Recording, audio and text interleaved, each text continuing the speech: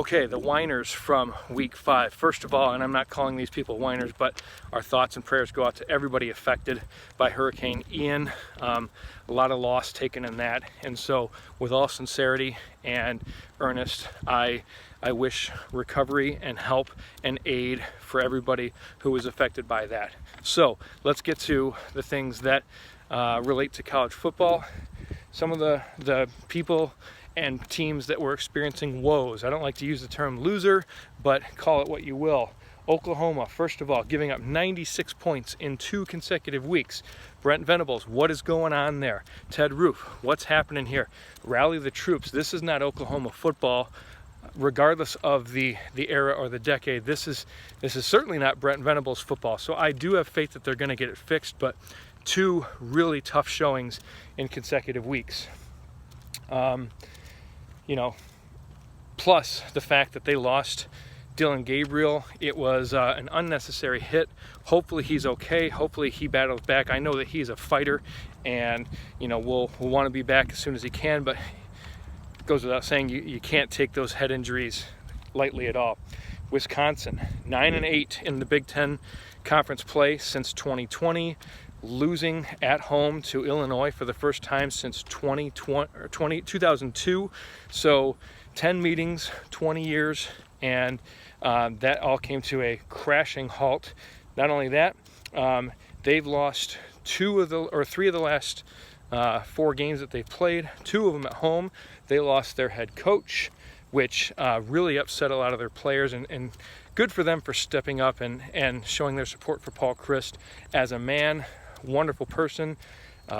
We'll see just how careful AD McIntosh goes with finding a replacement.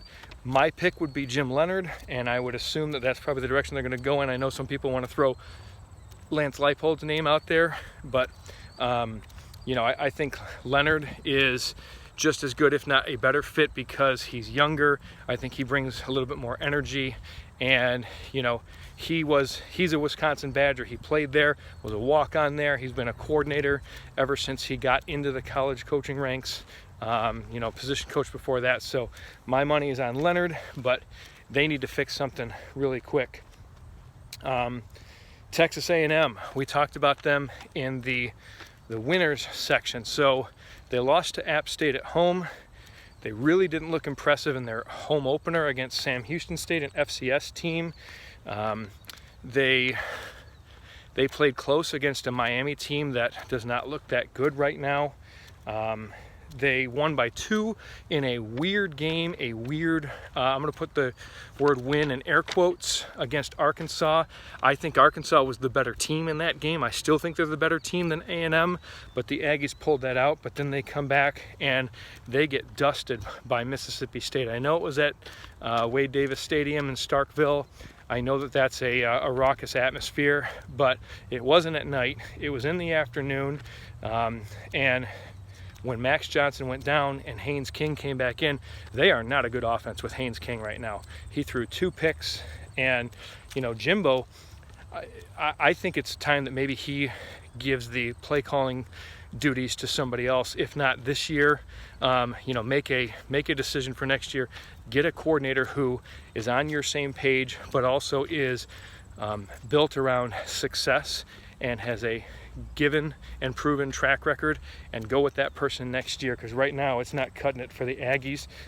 They certainly don't look like the team that a lot of us, myself included, expected them to look like at the beginning of the year.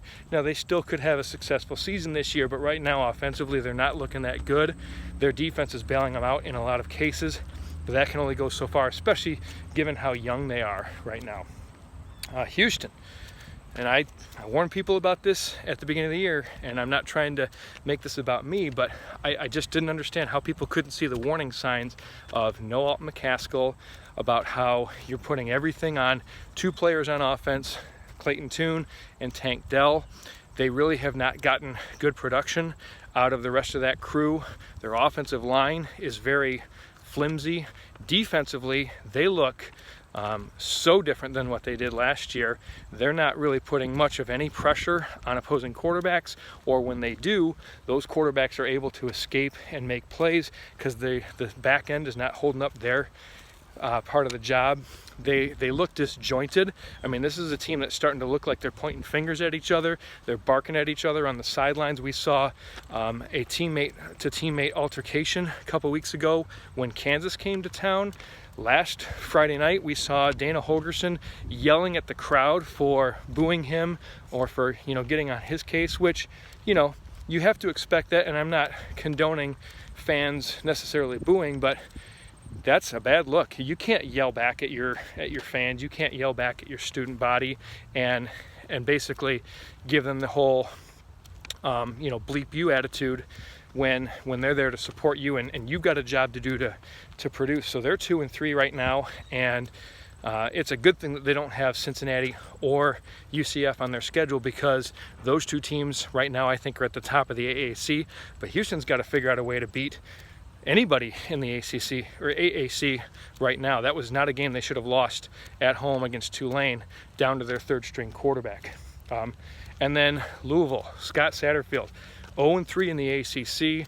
I was convinced that he was going to get it turned around this year. Malik Cunningham injured, so if they have to go to the depths at quarterback, that's a different offense than what they're going to be used to running. The quarterbacks that they've got on that roster are a little bit more built around RPO, throwing the ball, and not providing the athleticism that Cunningham offers.